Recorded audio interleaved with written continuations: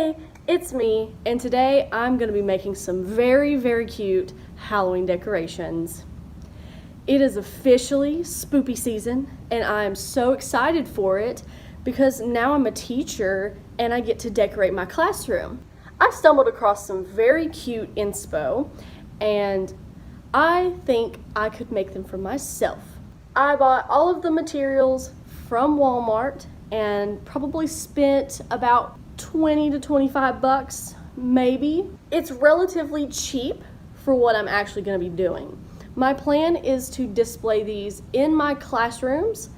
I have two right now, so I want to be able to make two and put one in each classroom. So what these are just plastic pumpkins. You should get the cheapest one. I am going to go for ones that just look nice. I'm not really going to be too picky though. And you take clay, you roll it out, you cut out a circle, and then you put it down on top, and it should fold kind of like a blanket over them. It should look like a little ghosty. So I'm really excited to see how that turns out because I'm not big into sculpting with clay yet. I'm not that great at it, but I always want to mess with clay. So I think this will be a very nice opportunity to do that. So without further ado, let's get into it.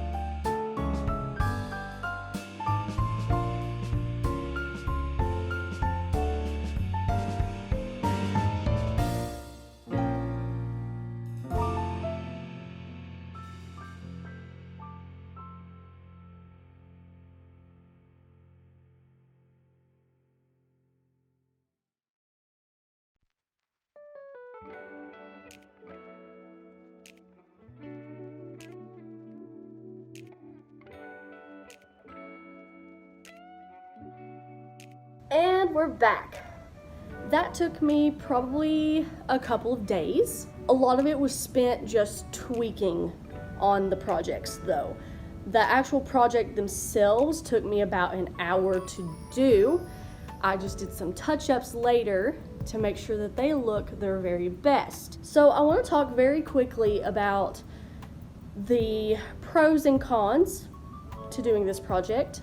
So some pros are that it was really simple, it was cheap, and I think my students will really love it. I know my parents did, so I think it's gonna be a hit. I probably think the most important pro is that it has a personal touch to it. It's mine, and nobody else can make it look exactly like mine. It is unique in its own ways. The cons are that in using cheap Crayola air dry clay, which I'm a fan of, by the way, I'm not talking bad about Crayola air dry clay, is that when the clay dries, if it doesn't have any good support under it, it will crack.